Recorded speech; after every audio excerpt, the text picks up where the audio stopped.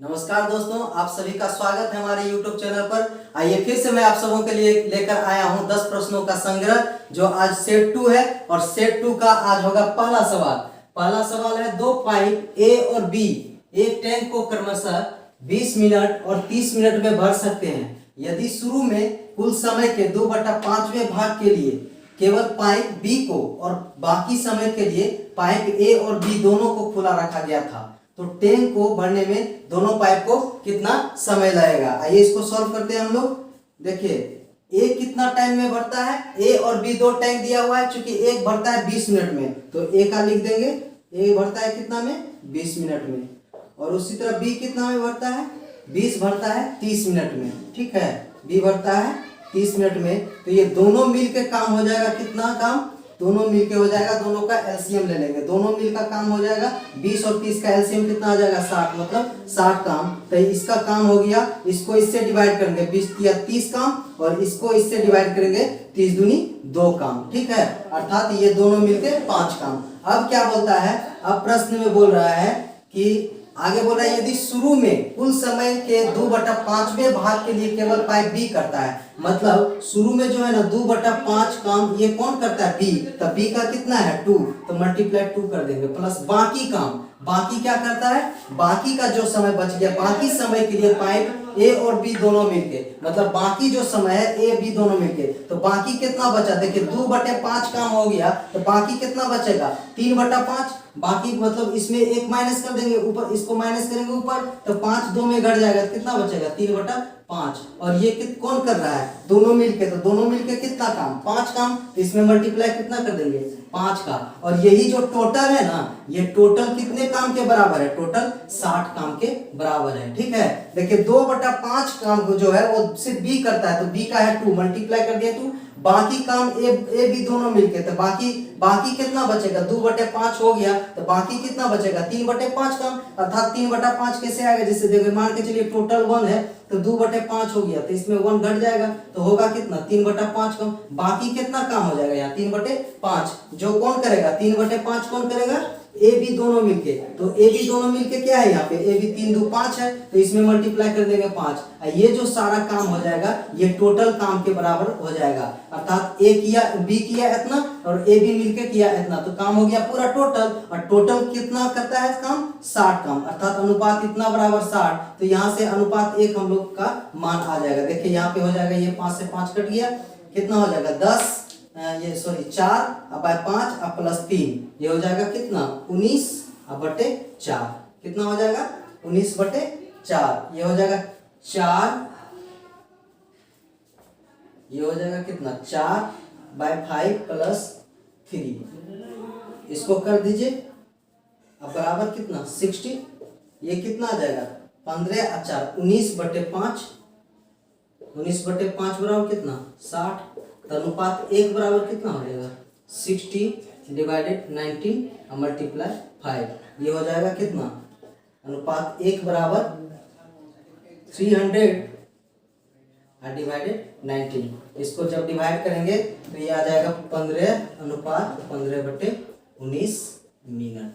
यही आपका क्या आ गया, कितना समय लगेगा, तो इसका 15/15/19, जो कि आपका ऑप्शन नंबर किस में दिया हुआ है, बी में। फिर से देख लीजिए, दो पाइप ए और बी एक टैंक को क्रमशः 20 मिनट में, ए करता है 20 में और बी करता है 30 में। तो दोनों का एलसीएम आ गया कितना 60, मतलब टोटल काम हो गया 60। तो ए कितना काम करेगा 3, और बी कितना करेगा 2। अब आगे बोलता है 2/5वें भाग के लिए केवल पाइप बी। तो 2/5वें भाग के लिए केवल पाइप बी, अब बी है 2, तो मल्टीप्लाई कर दिया 2। अब बाकी काम कौन करेगा, ए बी दोनों मिलके। तो बाकी बचा कितना, बाकी बचा 3/5, और ये कौन करेगा, ए बी दोनों मिलके। ए बी कितना 3 2 5, तो 3/5 मल्टीप्लाई 5 हो गया। अब ये हो गया टोटल काम, और टोटल काम बराबर कितना है यहाँ पे, टोटल यहाँ 60, अर्थात टोटल काम बराबर टोटल काम। तो अनुपात इतना बराबर 60 हो गया। तो यहाँ से हम लोग अनुपात 1 का मान निकाल लिए, ये हो गया 19/5 बराबर 60। तो अनुपात 1 बराबर 60/19 गुना 5, तो अनुपात 1 बराबर कितना 300/19।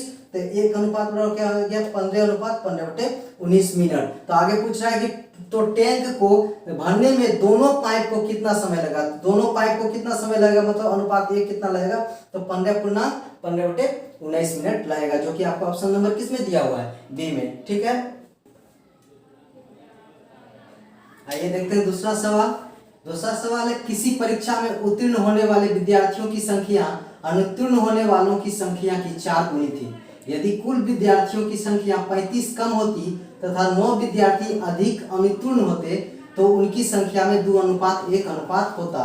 तो कुल विद्यार्थियों की संख्या ज्ञात कीजिए। ठीक है, तो यहाँ पे हम लोग को दिया हुआ है, मान लीजिए एक है पास यानी उत्तीर्ण, एक है फेल यानी कि पास मतलब उत्तीर्ण, फेल मतलब अनुत्तीर्ण, और टोटल स्टूडेंट यहाँ पे मान लीजिए। ठीक है, मान लीजिए कि फेल है x। ठीक है, फेल को क्या मान लीजिए, x मान लीजिए। अब क्या बोलता है, उत्तीर्ण होने वाले विद्यार्थियों की संख्या अनुत्तीर्ण होने वाले की संख्या की 4 गुनी है, मतलब फेल की 4 गुनी है। तो फेल x है तो पास कितना हो जाएगा, 4x। ठीक है, फेल यदि x है तो पास कितना हो जाएगा, 4x। तो टोटल कितना हो जाएगा, पास है प्लस फेल टोटल, तो टोटल कितना आ गया, 5x। ठीक है, टोटल कितना आ गया, 5x। अब आगे देखिए, बोलता है यदि कुल विद्यार्थियों की संख्या 35 कम हो। कुल विद्यार्थियों की संख्या कितना है, 5x। अब बोलता है इसमें क्या हो, 35 कम हो, अर्थात 5x - 35। ठीक है, क्या बोला फिर से देखिए, यदि कुल विद्यार्थियों की संख्या 35 कम हो तो कुल विद्यार्थी है कितना, 5x, इसमें 35 कम हो गया। ठीक है, 35 कम होती तथा 9 विद्यार्थी अधिक अनुत्तीर्ण होते, मतलब फेल जो है ना 9 अधिक होता। तो पहले x होता था फेल, अभी x + 9 होता, तब क्या होता, तब उनकी संख्याओं का अनुपात 2:1 हो जाता, अर्थात उत्तीर्ण और अनुत्तीर्ण का अनुपात जो है 2:1 हो जाता, मतलब पास और फेल का अनुपात 2:1 हो जाता। ठीक है, तो यहाँ से हम लोग का पास, नया पास निकालना होगा। नया पास कितना आ गया, देखिए टोटल है इतना और फेल होता है इतना, तो इसमें से इसको घटा देंगे तो न्यू पास आ जाएगा। यहाँ से पास निकाल लीजिए, न्यू पास जो आ जाएगा कितना आ जाएगा, 5x। यहाँ पे पास आ जाएगा कितना, देखिए 5x - 35 टोटल है ना। टोटल में यदि फेल को घटा देंगे तो पास आ जाएगा, है ना। टोटल दिया हुआ है कितना, 5x - 35, इसमें क्या घटा देंगे, इसको घटा देंगे, फेल को घटा देंगे तो पास आ जाएगा, अर्थात इसमें घटा दीजिए x और प्लस 9 को। ठीक है, तो इसको जैसे ही घटाएंगे तो कितना आ जाएगा, 5x - 35 - x - 9, तो ये आ जाएगा कितना, 4x - 44। ठीक है, ये क्या आ गया, पास आ गया। तो अब नया अनुपात क्या बन जाएगा इसका, अर्थात पास अब कितना आ गया, पास बराबर आ गया 4x - 48, और फेल कितना है, x + 9। अब इसका रेशियो ऐसा करने पर रेशियो क्या हो जाता है, पास और फेल का 2:1। तो यहाँ पे पास का अनुपात कितना है, 4x - 44। ठीक है, 4x - 44, अब बटे फेल कितना है, x + 9 बराबर कितना हो जाता है, 2/1 हो जाता है। ठीक है, बराबर कितना हो जाता है, 2:1 हो जाता है। यहाँ से 2 कॉमन ले लेंगे तो 2 से ये 2 कट जाएगा, तो यहाँ पे बचेगा 2x और यहाँ पे बचेगा 22, है ना। और यहाँ पे बच गया कितना, x + 9, अब बराबर 1 हो गया। अब क्रॉस मल्टीप्लिकेशन कर दीजिए, क्रॉस मल्टीप्लिकेशन करेंगे तो क्या आ जाएगा, 2x - 22, अब बराबर x + 9। x को इधर ले आइए, 22 को उधर भेज दीजिए, तो x 2x है, x इधर आएगा तो x आ जाएगा, x बराबर x घट जाएगा, x बराबर 22 उधर जाके प्लस हो जाएगा, 9 और 22 कितना हो जाएगा, 9 22 हो जाएगा, 9 2 11 के हाथ में 2 1 3 31, अर्थात x बराबर कितना आ गया, 31। हम लोग को निकालना क्या है, कुल विद्यार्थियों की संख्या। तो कुल विद्यार्थी कितना है, टोटल कुल विद्यार्थी है 5x, अर्थात हम लोग को किसका मान निकालना है, 5x का। तो टोटल बराबर कितना हो जाएगा, टोटल बराबर है 5x। अब 5x हम लोग का निकालना है, 5 गुना कितना, टोटल बराबर आ गया 5x। हम लोग का 5x का मान निकालना है, तो टोटल बराबर यहाँ से क्या आ जाएगा, टोटल बराबर आ जाएगा 5 गुना 31, मतलब कितना, 5 की 5 और 5 दिया 15, मतलब टोटल स्टूडेंट कितना है, 155। टोटल स्टूडेंट कितना है, 155, जो कि आपका ऑप्शन नंबर किस में दिया हुआ है, सी में। फिर से देख लीजिए, बोल रहा है किसी परीक्षा में उत्तीर्ण होने वाले विद्यार्थियों की संख्या अनुत्तीर्ण होने वाले की संख्याओं की 4 गुनी है, मतलब जो फेल है उसकी 4 गुनी पास करने वाला है। अर्थात यदि अनुत्तीर्ण है x तो उत्तीर्ण कितना हो जाएगा, 4x, मतलब जितना विद्यार्थी फेल है उसकी 4 गुनी क्या है, पास है। अर्थात फेल को हम x मानते हैं तो पास कितना हो जाता है, 4x। तो टोटल कितना हो जाएगा, पास प्लस 5 टोटल, मतलब पास कितना आ जाएगा, 5x। ठीक है, अब बोलता है कि यदि कुल विद्यार्थियों की संख्या में 35 कम हो जाए, मतलब टोटल में क्या हो जाए, 35 कम हो जाए, तो टोटल है 5x, इसमें 35 कम कर देंगे तो कितना आ जाएगा, 5x - 35। ठीक है, आगे देखिए, 35 कम होती है तथा 9 विद्यार्थी अधिक अनुत्तीर्ण, अनुत्तीर्ण मतलब फेल, 9 और फेल होता, पहले x होता था 9 और होगा तो x प्लस 9 हो जाएगा, ठीक है। तो अब नया पास कितना आ जाएगा, देखिए अभी फेल है इतना, अभी टोटल है 5x माइनस 35 और फेल होता है x प्लस 9, तो टोटल में यदि फेल को घटा देंगे तो पास आ जाएगा, है ना। तो टोटल हमारे पास अभी कितना है 5x माइनस 35 और फेल हमारे पास नया कितना है x प्लस 9, तो नया पास कितना आ जाएगा होने वाला विद्यार्थी, नए पास होने वाले विद्यार्थी हो जाएगा, टोटल है 5x माइनस 35 और माइनस x प्लस 9 कर देंगे तो न्यू पास जो विद्यार्थी होगा वो आ जाएगा 4x माइनस 44। अब बोलता है ऐसा करने से, है ना, तो उनकी संख्या में 2:1 का अनुपात हो जाता है। मतलब ये सब प्रक्रिया करने के बाद जो इसका नया रेशियो बन जाता है, न्यू पास और फेल का, जो नया पास आ गया और नया फेल आ गया, दोनों का जो रेशियो होगा ना वो 2:1 हो जाता है, अर्थात न्यू पास बटे न्यू फेल बराबर ये रेशियो, ठीक है। तो यहाँ पे हम लोग का x का मान आ गया, इसको हल कर दिए, क्रॉस मल्टीप्लिकेशन, यहाँ से 2 कॉमन लिए, 2 कॉमन लिए जैसे ही तो 2 से 2 कट जाएगा, यहाँ पे 2x माइनस 22 हो जाएगा और यहाँ पे x प्लस 9 इक्वल टू 1 हो जाएगा। क्रॉस मल्टीप्लिकेशन कर दिए तो यहाँ पे ये x इधर आ गया, ये 22 उधर चला गया, तो 2x में से एक x घट गया, x आ गया और x का मान कितना आ गया यहाँ से 31। हम लोग को मांगता है क्या, टोटल विद्यार्थियों की संख्या, तो टोटल विद्यार्थी कितना है हमारे पास 5x, तो 5 गुना 31, x का मान कितना है 31, तो 5 गुना 31 कर देंगे, हमारे पास कितना आ गया 155, जो कि आपका ऑप्शन नंबर किस में दिया हुआ है, सी में, ठीक है।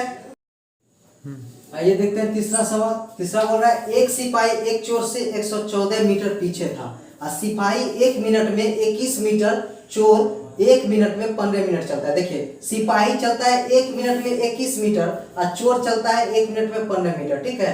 कितने समय में सिपाही चोर को पकड़ लेगा। आइए इसको सॉल्व करते हैं। देखिए सिपाही कितना चलता है, सिपाही चलता है 1 मिनट में कितना, सिपाही चल रहा है 1 मिनट में 21 मीटर, चूंकि 1 मिनट में 21 चल रहा है तो सिपाही का चाल क्या हो जाएगा, स्पीड, सिपाही का चाल हो जाएगा 21 मीटर पर मिनट, मतलब 1 मिनट में कितना चलेगा 21 मीटर, इसका चाल आ गया। चूंकि 1 मिनट में 21 मीटर चलता है सिपाही, तो इसका चाल क्या हो जाएगा 21 मीटर पर मिनट, मतलब 1 मिनट में 21 चलता है, ठीक है, ये चाल हो गया उसका। उसी तरह चोर चलता है कितना, देखिए चोर चलता है 15 मिनट, 1 मिनट में 15 मीटर, 1 मिनट में कितना चलता है 15 मिनट, चूंकि 1 मिनट में 15 मिनट चलता है तो चोर का चाल क्या हो गया 15 मीटर पर मिनट, मतलब 1 मिनट में कितना चलेगा 15 मीटर, ठीक है। अब देखिए यहाँ से दोनों का चाल में अंतर कितना का, दोनों के चाल में अंतर का कितना का 6 मीटर पर मिनट, है ना, दोनों के चाल में अंतर कितना का 6 मीटर पर मिनट, ठीक है। और देखिए ये चोर और सिपाही एक चोर से इतना मीटर पीछे है, चूंकि इतना मीटर पीछे है तो दोनों के बीच का दूरी होगा, सिपाही यहाँ है चोर उससे आगे है, तो 114 मीटर पीछे, मतलब इन दोनों के बीच में बीच का जो दूरी है कितना हो गया 114 मीटर, अर्थात ये दोनों के बीच का अंतर है ना, तो दोनों के बीच के अंतर दूरी कितना दिया हुआ है 114। हम लोग को निकालना क्या है, चोर कितने समय में सिपाही को पकड़ लेता है, कितने समय में सिपाही चोर को पकड़ लेता है, तो टाइम निकालना है। तो टाइम बराबर क्या होता है, टाइम बराबर होता है दूरी बटे समय। चूंकि देखिए ये दोनों के बीच का दूरी हो गया, मतलब अंतर हो गया, तो दोनों के बीच का दूरी कितना दिया हुआ है 114 मीटर, ठीक है। और स्पीड का अंतर कितना का 6 का, तो समय बराबर होता है दूरी बटा 4। देखिए स्पीड का अंतर 6 लेकिन दूरी का अंतर 114। फिर से देखिए स्पीड का अंतर 6 और दूरी का अंतर 114, हम लोग का निकालना है समय, समय बराबर क्या हो जाएगा दूरी बटे 4, तो दूरी का अंतर 114 है और स्पीड का अंतर 6 मीटर पर मिनट, ठीक है। मीटर से मीटर कट जाएगा, ये भी कट जाएगा 19 बार में, और ये मिनट ऊपर चल जाएगा तो मतलब कितना आ जाएगा 19 मिनट आ जाएगा, ठीक है। अर्थात सिपाही चोर को कितना मिनट में पकड़ लेगा 19 मिनट में। ऑप्शन आपका सी नंबर दिया हुआ है। फिर से देख लीजिए, एक सिपाही एक चोर से 114 मीटर पीछे है, क्योंकि 114 मीटर पीछे कहने का मतलब हुआ कि चोर और सिपाही के बीच का जो दूरी है 114 है, अर्थात ये दोनों के बीच का दूरी का अंतर दिया हुआ है, ठीक है। उसी तरह सिपाही 1 मिनट में 21 मीटर, 1 मिनट में 21 चलता है, मतलब इसका सिपाही का स्पीड हो जाएगा 21 मीटर पर मिनट, ठीक है। उसी तरह चोर 1 मिनट में 15 मीटर चलता है, तो चोर का स्पीड हो गया 15 मीटर पर सेकंड, ठीक है। चूंकि दूरी का अंतर दिया हुआ है दोनों के बीच में कितना 114 का, उसी तरह चाल में दोनों का अंतर कितना हो जाएगा 6 मीटर पर सेकंड। तो हम लोग को निकालना है समय। समय बराबर क्या होता है दूरी बटे चाल, अर्थात दूरी का अंतर बटे चाल का अंतर कर देंगे बट्टा में, तो ये क्या आ जाएगा टाइम आ जाएगा, अर्थात 114 बटे 6 कट जाएगा। आ गया क्या आपका 19 मिनट जो कि आपका समय है, अर्थात सिपाही चोर को कितना मिनट में पकड़ लेगा 19 मिनट में पकड़ लेगा, जो कि आपका ऑप्शन नंबर सी में दिया हुआ है। ठीक है, आइए देखते हैं चौथा सवाल। किसी घनाभ की लंबाई चौड़ाई तथा ऊंचाई का अनुपात 2:3:4 है। यदि उनको 50%, 100% तथा 150% बढ़ाया जाए तब नया अनुपात पुराने की अपेक्षा कितना बढ़ जाएगी। ठीक है, देखिए आइए इसको सॉल्व करते हैं। बोल रहे हैं कि 50%, 100% और 150% बढ़ाया जाए। देखिए जब भी ऐसा है 50% बढ़ाया जाए, 100% बढ़ा दिया जाए, 150% बढ़ा दिया जाए, तो पहले प्रतिशत को हटा के 100 कर देंगे, ये आ जाएगा कितना 1/2। ठीक है, 50/100 1/2 आ गया। यदि बोलेगा बढ़ा दिया जाए तो ये 2 को 1 में जोड़ देगा, अर्थात ये हो जाएगा 3/2। बढ़ा दिया जाए तो क्या हो जाएगा 3/2। अब बोलेगा घटा दिया जाए तो ये 2 इसमें घट जाएगा, अर्थात 1/2। यहाँ पे क्या बोल रहा है बढ़ा दिया जाए तो ये बढ़ जाएगा, अर्थात ये क्या आ जाएगा 3/2, मतलब पहले 2 होगा, अब क्या हो गया 3 हो गया। ठीक है, मतलब 2 से 3 हो गया। बोलता है 50% बढ़ा दिया जाए तो 50% को पहले से तोड़ देंगे फ्रैक्शन में, तो 1/2 हो जाएगा। यदि बोलेगा बढ़ा दिया जाए तो ये 2 को यहाँ जोड़ देंगे, अर्थात 3/2। बोलेगा घटा दिया जाए तो ये 2 को 1 से घटा देंगे, मतलब 1/2 आ जाएगा। ठीक है, उसी तरह अब हम लोग को 50% बढ़ा दिया जाए, मतलब पहले 2 था 3 हो गया। अब कहता है 100% बढ़ा दिया जाए तो 100/100 कर देंगे। ठीक है, ये कट जाएगा तो 1/1। बढ़ा दिया जाए तो ये 1 ऊपर जुड़ जाएगा, मतलब 2/1। ठीक है, अर्थात पहले 1 होगा, अब कितना हो गया 2 हो गया। ठीक है, 100% बढ़ा दिया जाए, मतलब 1/1 बढ़ा दिया जाए तो ये जुड़ जाएगा 2/1, अर्थात पहले 1 था अब बढ़ के कितना आ गया 2। हम लोग निकाल रहे हैं क्या आयतन निकाल रहे हैं किसका घनाभ का। अब क्या कर रहा है 150% बढ़ा दिया जाए, फिर उसी तरह 150% बढ़ा दिया जाए, मतलब 150/100। फिर इसको फ्रैक्शन में तोड़ देंगे, 5×3 = 15, 5×2 = 10, मतलब 3/2 आया। 3/2 आया मतलब क्या 3/2 आया, बढ़ा दिया जाए तो बढ़ा दिया जाए तो मतलब कितना 2 उसमें जुड़ जाएगा, मतलब 5/2 क्या हो जाएगा 5/2, मतलब पहले 2 था अब क्या हो गया 5 हो गया। ठीक है, पहले 2 था अब क्या हो गया 5 हो जाएगा।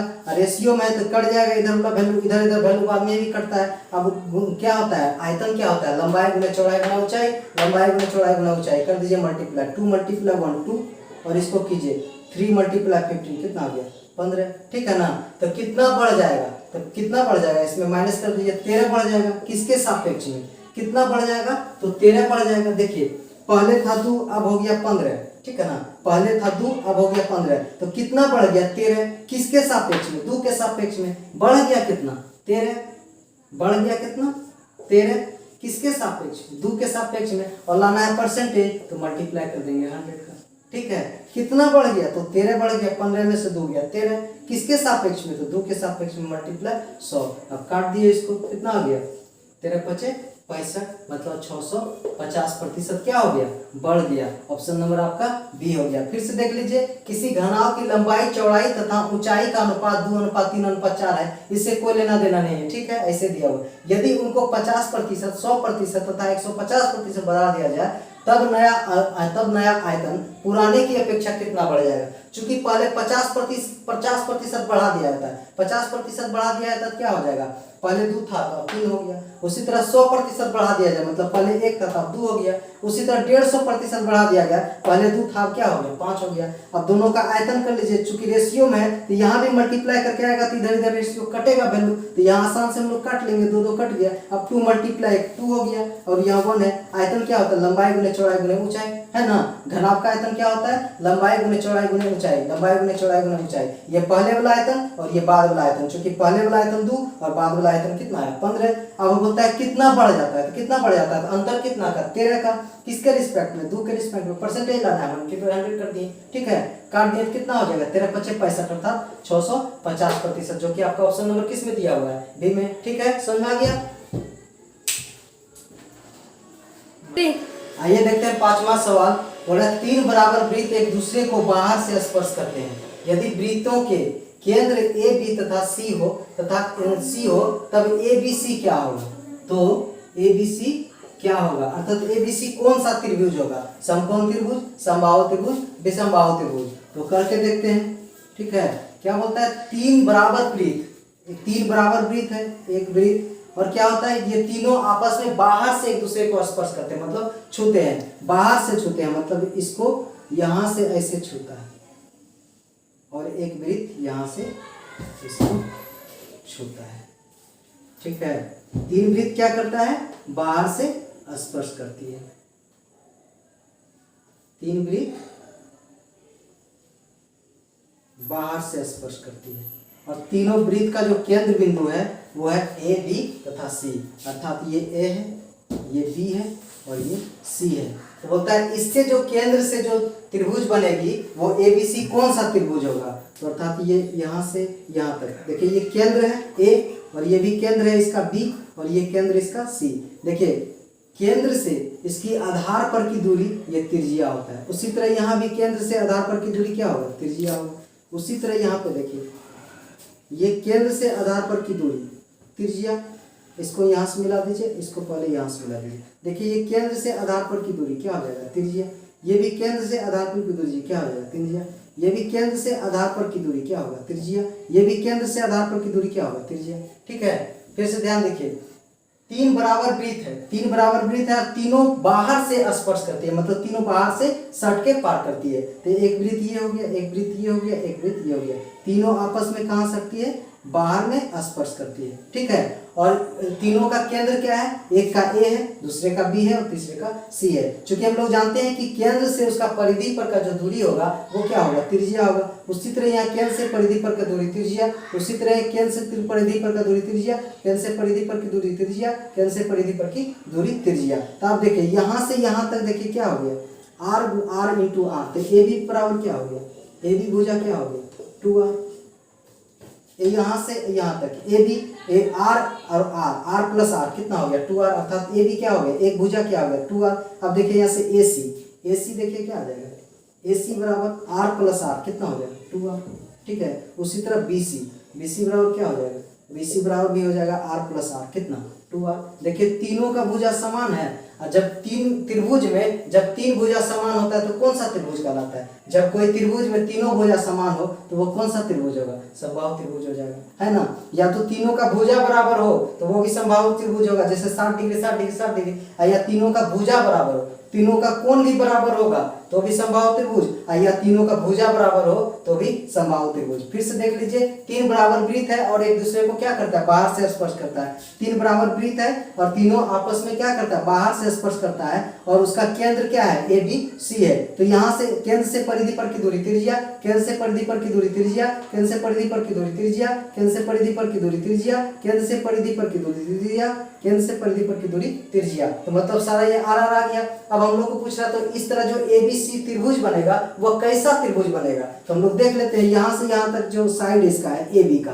तो 2r हो गया, फिर यहाँ से यहाँ जो साइड है r प्लस आर 2r हो गया, और फिर यहाँ से यहाँ साइड जो है ये भी r प्लस आर क्या हो गया 2r। अर्थात हम लोग देख पाए कि ए बी सी ये जो इस तरह करने से जो त्रिभुज बनता है ए बी सी, इसकी तीनों भुजा आपस में क्या है, बराबर। चूंकि जब तीनों भुजा आपस में बराबर तो वो कौन सा त्रिभुज होगा, वो समबाहु त्रिभुज हो जाएगा। ठीक है, आइए देखते हैं छठा सवाल। छठा बोल रहा है, यदि किसी बंटन में बहुलक तथा माध्य क्रमशः 26 तथा 5 है तो माध्यिका क्या होगी। ठीक है, आइए देखते हैं क्या दिया हुआ है, बहुलक तथा माध्य। बहुलक कितना दिया हुआ है, बहुलक बराबर दिया हुआ है 26, और माध्य कितना दिया हुआ है, तो माध्य दिया हुआ है 5। ठीक है, देखिए यदि किसी बंटन में बहुलक दिया हुआ है 26 और माध्य दिया हुआ है 5, हम लोग को निकालना क्या है, माध्य का। चूंकि हम लोग जानते हैं कि बहुलक बराबर होता है, बहुलक बराबर होता है 3 गुने माध्यिका, 3 गुने माध्यिका माइनस 2 गुने माध्य।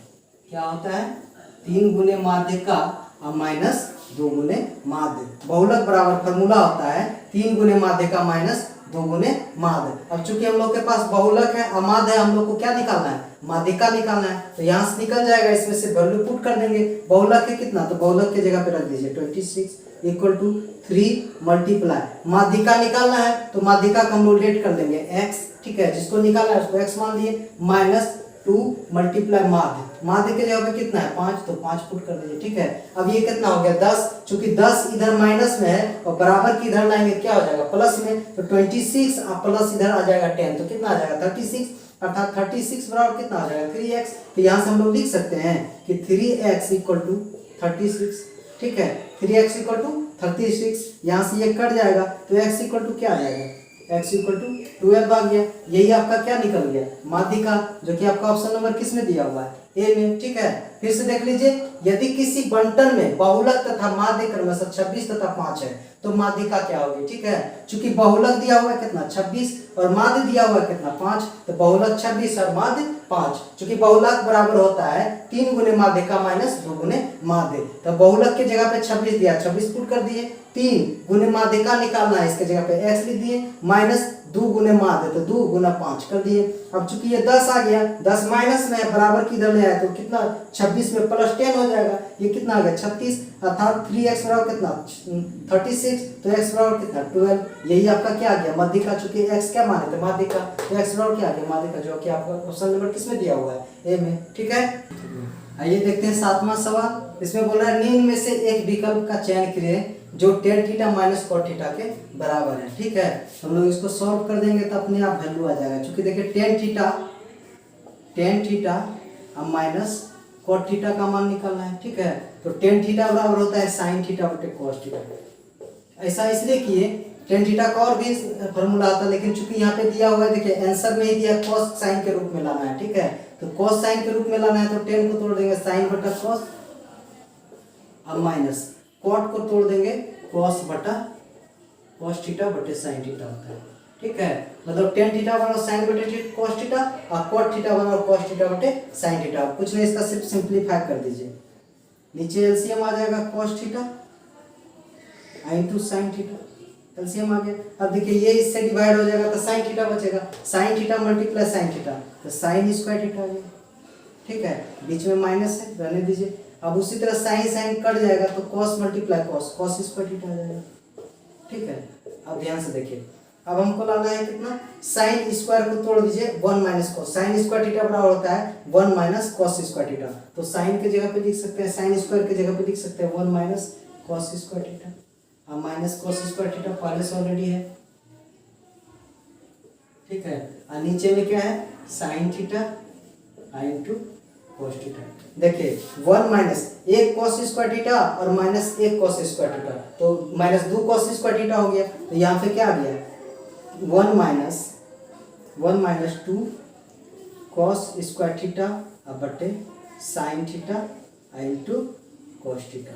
यही आपका ऑप्शन नंबर ए में है, देख लीजिए। ठीक है, ये ऑप्शन से भी चेक कर लेंगे, इधर से भी आरएचएस भी जाके ला सकते हैं वैल्यू, लेकिन ऐसे भी बना देंगे हम लोग tan थीटा sin थीटा बटे cos theta, cot theta cos theta बटे sin थीटा। कुछ नहीं, सिंपलीफाई कर दीजिए, इसका वैल्यू हमको चूंकि cos में है या तो sin में, या तो इसको चेंज करना पड़ता है या तो इसको चेंज करना पड़ता है। इसको चेंज करके देखें, इसको चेंज किए cos में, सबको cos के टर्म में ऊपर में ले आए, देखिए चूंकि यहाँ पे ऐसा था cos वाला टर्म, तो cos वाले टर्म में ले आए तो इस तरह का वैल्यू आ गया sin स्क्वायर थीटा बड़ा होता है 1 minus cos square theta, sin square theta की जगह पे इसको पुट कर दिए। अब देखिए एक cos स्क्वायर थीटा और एक cos स्क्वायर थीटा दोनों माइनस में, तो माइनस 2 cos स्क्वायर थीटा हो जाएगा, अर्थात 1 माइनस 2 cos स्क्वायर थीटा और बट्टे में sin theta into cos theta, जो कि आपका ऑप्शन नंबर किस में दिया हुआ है ए में। ठीक है, आठवां सवाल, आठवां बोल रहा है 62370 के अभाज्य गुणनखंड की संख्या ज्ञात कीजिए। चूंकि अभाज्य गुणनखंड में इस फैक्टर नंबर में इसको पहले तोड़ लेंगे, सबका इसका फैक्टर गुणनखंड कर लेंगे, मतलब प्राइम फैक्टर में तोड़ लेंगे। ठीक ना, इसका प्राइम फैक्टर कीजिए, इसका प्राइम फैक्टर करेंगे तो मतलब 62370, 2 से कीजिए, 2 3 जा 2 1 जा 2 1 जा 2 8 जा 2 5 जा। ठीक है, फिर 3 से कीजिए, 3 का 3 0 दीजिए, 3 3 9 बचिए यहाँ पे 2, 3 9 27 और 3 5 15, फिर 3 से कटाइए, 3 3 9 1 बच गया 13 हो गया, 3 चौक 12, फिर 3 चौक 12, 3 6 18 और 3 5 15। ठीक है, फिर 3 से खिलाइए, 3 का 3 3 का 3 3 5 15 3 5 15, फिर आप 5 से खिलाइए, 5 5 दूनी 10 5 3 15 5 का 5। ठीक है, अब फिर 3 से 3 7 21 और 3 7 21, 3 7 21 और 3 7 21, अब 7 से 11 बाद में। ठीक है, सब देखिए प्राइम में टूट गया, देखिए 2 भी प्राइम 3 भी प्राइम 5 भी प्राइम 3 भी प्राइम 7 भी सारा प्राइम में टूट गया। अब सबका जितना जिसका पावर है उसको रख दीजिए। 2 का कितना पावर, 1 पावर रख दीजिए मल्टीप्लाई। 3 का कितना पावर, 1 2 3 4 पावर, तो 3 पावर 4 रख दीजिए मल्टीप्लाई। 5 का कितना पावर, 1 रख दीजिए मल्टीप्लाई। 7 का कितना पावर, 1 रख दीजिए। और 11 का कितना पावर, 1। सभी पावर को, जितना भी पावर आया सब पावर को जोड़ दीजिए, वही क्या आ जाएगा, गुणनखंड की संख्या आ जाएगा, मतलब प्राइम फैक्टर नंबर आ जाएगा। ठीक है, तो सभी पावर को जोड़िए। तो इसमें पावर कितना 1 प्लस, इसमें पावर कितना 4 प्लस, इसमें पावर कितना 1 प्लस, इसमें पावर कितना 1 प्लस, इसमें पावर कितना 1, सबको जोड़ दीजिए। 4 1 5 1 6 1 7 1 8। अर्थात अभाज्य गुणनखंड की संख्या कितना आ गया, इस वैल्यू में, इस संख्या में अभाज्य गुणनखंड की संख्या कितना आ गया, 8। तो आपका ऑप्शन क्या हो गया, 8। ठीक है, सभी को पावर को क्या करेंगे, जोड़ेंगे। सबसे पहले क्या करेंगे, इस नंबर का प्राइम फैक्टर में तोड़ेंगे। प्राइम फैक्टर मतलब जो प्राइम फैक्टर, प्राइम नंबर किसको होते हैं, प्राइम नंबर उसको बोलते हैं जिसका सिर्फ 2 ही फैक्टर हो। प्राइम नंबर मींस जिसका 2 फैक्टर हो, जैसे 2 है, इसका 2 फैक्टर होगा 1 और 2। ठीक है, ये हो गया प्राइम फैक्टर। प्राइम फैक्टर मतलब जिसका 2 ही फैक्टर हो, जैसे 2 3 5 11 7, सब देखिए प्राइम नंबर है और सबका सिर्फ 2 ही फैक्टर है। ठीक है, तो हम लोग को किसमें पहले तोड़ना है, अभाज्य गुणनखंड मींस प्राइम फैक्टर में तोड़ देना है। और सबका पावर करके जो पावर है उसको जोड़ देंगे तो वो गुणनखंडों की क्या आ जाएगी, संख्या आ जाएगी। कर लिए इसको, टोटल को क्या कर लिया, पहले प्राइम फैक्टर में तोड़ लिए और सारा का पावर कर दिए, पावर को जोड़ दिए, यही क्या आ गया आपका, ये अभाज्य गुणनखंडों की संख्या आ गया, जो कि आपका ऑप्शन नंबर किस में दिया हुआ है, ए नंबर में। ठीक है, आइए अगला देखते हैं। आइए नवा सवाल देखते हैं। नमा बोल रहा है यदि a प्लस 1/a = 7 हो तो a² प्लस 1/a² का मान निकाले। जब भी ऐसा दिया हो a प्लस 1/a बराबर कुछ वैल्यू दिया हुआ हो और a² प्लस 1/a² निकालना हो तो कुछ नहीं करेंगे, जो वैल्यू दिया हुआ है उसका स्क्वायर करके -2 घटा देंगे। तो क्या हो जाएगा इसका, 7 का स्क्वायर और -2, अर्थात हो जाएगा कितना, 49 - 2 कितना आ जाएगा, 47, जो कि आपका ऑप्शन नंबर किसमें दिया हुआ है, सी। अर्थात क्या करेंगे हम लोग, इस तरह का सवाल होगा तो c² -2 कर देंगे। c मतलब ये वैल्यू, ठीक है, अंतिम वैल्यू। c मतलब 7, c बराबर 7, तो 7 स्क्वायर -2 क्या आ गया, 47। ये ऐसा इसलिए होता है, देखिए इसको यदि मेथड से बनाएंगे तो ऐसे बन जाएगा। देखिए a प्लस 1/a = 7 दिया, हम लोग को निकालना कितना है, a² प्लस 1/a², ये दोनों साइड स्क्वायर कर दीजिए, a प्लस 1/a का होल स्क्वायर = 7 का होल स्क्वायर। ठीक है, इस ऐसे तो इसका आसान तरीका यही है कि इसका इस तरह का जब भी सवाल दिया हो a प्लस 1/a = 7 और हम लोग को निकालना है a² प्लस 1/a², तो क्या करेंगे, ये जो c वैल्यू दिया है इसको स्क्वायर करके -2 कर देंगे, आंसर आ जाएगा। यदि यहाँ पे माइनस रहता तो इसका स्क्वायर करके +2 कर देते, आंसर आ जाएगा। ठीक है, लेकिन इसको यदि हम लोग बनाना चाहेंगे प्रोसेस से तो इतना दोनों साइड स्क्वायरिंग कर देंगे, स्क्वायरिंग बोथ साइड, अर्थात a प्लस 1/a = 7। तो इसका स्क्वायर तोड़ेंगे तो a प्लस b का होल स्क्वायर हो जाएगा, तो ये क्या हो जाएगा, a² प्लस b² है ना, अब +2a कितना है, a और b कितना है 1/a, ये कितना आ जाएगा 49। 7 का स्क्वायर कितना 49। देखिए ये और ये a कट गया। ठीक है, अब हमको सिर्फ ये वैल्यू चाहिए तो इसको इधर रहने देंगे, अर्थात a² प्लस 1/a² बराबर क्या हो जाएगा 49, और ये उधर जाके घट जाएगा तब ना इसका वैल्यू आएगा, अर्थात ये 2 क्या होता है, उधर घट जाता है। तो इसको बार बार हम लोग ना करना पड़े इसीलिए इसका एक फार्मूले बना दिया, ट्रिक कहिए आप, जैसे c² -2 कर दिया, अर्थात इसको करने पे ही वही आता है, तो इसको बार बार ना करना पड़े तो इसको सीधे एक बार समझ लिए कि ऐसा क्यों होता है। ऐसा इसलिए होता है कि हम लोग को इसका मान निकालना है, अब बाद में ये सिर्फ 2 बढ़ता है, क्यों, क्योंकि ये 2 × a b जब होगा ना तो a और b एक कट जाता है, ऊपर नीचे है तो ये मल्टीप्लाई में कट जाएगा, तो चूंकि इधर 2 बचता है तो 2 इसीलिए उधर माइनस कर देने के बाद वो बन जाएगा, मतलब 7 स्क्वायर कर देंगे और -2 कर देंगे तो उसका क्या आ जाएगा, वैल्यू आ जाएगा। या तो ऐसे बनाइए, ऐसे सिंपल तुरंत बन जाएगा, एकदम ऐसे ही बना देंगे, 49 - 2 आ गया 47 आंसर। ठीक है, जब भी ऐसा सवाल रहे तो c² -2 करके बनाएंगे, इतना करना भी नहीं पड़ेगा। ठीक है, आइए देखते हैं 10वां सवाल। 10वां में इनमें से कौन पूर्ण संख्या अर्थात परफेक्ट नंबर है। अब परफेक्ट नंबर इसमें देखना है 12 4 6 16, इनमें से कौन सा परफेक्ट नंबर है। ठीक है, आइए सॉल्व करते हैं। परफेक्ट नंबर हम लोग किसको कहेंगे, जैसे मान के चलिए 3 है, इसका फैक्टर क्या होगा, 1 होगा 3 होगा, ठीक है ना। जैसे 4 है, इसका फैक्टर क्या होगा, 1 होगा 2 होगा 4 है। अब जो फैक्टर होने के बाद उस बड़ी संख्या को छोड़ के, अर्थात वही संख्या को छोड़ के, मतलब सबसे बड़ा फैक्टर को छोड़ के अदरवाइज जितना भी नंबर बचेगा उसका जो ऐड है वो उस संख्या के बराबर होगा तो वो परफेक्ट नंबर कहलाएगा। फिर से देखिए, जैसे मान के चलिए 5 है, जैसे मान के चलिए 8 है, 8 में क्या क्या आएगा, 1 आएगा, 8 का फैक्टर 1 आएगा, 2 आएगा, 4 आएगा और 8 आएगा। ठीक है, सिर्फ 8 को छोड़ के इस तीनों का जोड़ जो है वो इस 8 के बराबर आना चाहिए। यदि ऐसा हो जाएगा तो वो नंबर परफेक्ट होगा। जैसे देखिए 4 2 6 1 7, ये 8 के बराबर नहीं है, मतलब 8 परफेक्ट नंबर नहीं होगा। ठीक है, अब जैसे देखिए 6 है, 6 का फैक्टर क्या होगा, 1 होगा, 2 होगा, 3 होगा और 6 होगा। 6 को छोड़कर मतलब अंतिम फैक्टर को छोड़कर सबका जोड़ जो है इस 6 के बराबर होना चाहिए। जोड़िए, 1 + 2 + 3 कितना आ जाएगा, 3 2 5 1 6, अर्थात ये आ गया, मतलब ये तीनों का जोड़ 6 के बराबर है, अर्थात ये क्या हो गया, परफेक्ट नंबर हो गया। ठीक है, फिर से देख लीजिए, परफेक्ट नंबर किसको कहेंगे, पहले उस संख्या का क्या कर लेंगे, पहले फैक्टर कर लेंगे, फैक्टर के बाद क्या करेंगे, उसमें से जैसे मान के चलिए 8 है, जैसे मान के चलिए 12 है, 12 का फैक्टर करेंगे 1 2 3 4 6 और 12। ठीक है, अंतिम को छोड़कर मतलब सबसे बड़ा फैक्टर जो है उसको छोड़ के बाकी सब फैक्टर को जोड़ देंगे। यदि वह संख्या इस 12 के बराबर होगा तो वह क्या कहलाएगा, पूर्ण संख्या अर्थात परफेक्ट नंबर कहलाएगा। ठीक है, परफेक्ट नंबर का ये डिफिनेशन है कि सबसे बड़ा फैक्टर को छोड़ के सभी फैक्टर का जोड़ उस संख्या के बराबर हो जाए वो परफेक्ट नंबर कहलाएगा। ठीक है, जैसे 6 है, 6 को करेंगे, फिर से देख लीजिए 6 है, इसका फैक्टर क्या होगा, 1 होगा, 2 होगा, 3 होगा और 6 होगा। 6 को छोड़ के सबको जोड़ दीजिए, 6 आ जाएगा, तो मतलब 6 क्या हो गया, परफेक्ट नंबर हो गया। ठीक है, तो आइए एक सवाल दे देते हैं जो आप लोग कमेंट बॉक्स में इसका आंसर दीजिएगा। तो इसी में मान के चलिए हम लोग को परफेक्ट नंबर निकालना है, सिर्फ ऑप्शन चेंज कर देते हैं, इनमें से आप लोग बताइएगा कि कौन सा परफेक्ट नंबर है। ठीक है, जैसे मान लीजिए 28 है, 32 है, 64 है। ठीक है, इसमें से बताना है कि कौन सा परफेक्ट नंबर है। ठीक है, इनमें से बताना है कि कौन सा परफेक्ट नंबर है, कमेंट बॉक्स में इसका आंसर दीजिएगा। तो ये था आज का 10 सवाल का सेट। धन्यवाद, फिर मिलेंगे नेक्स्ट क्लास में।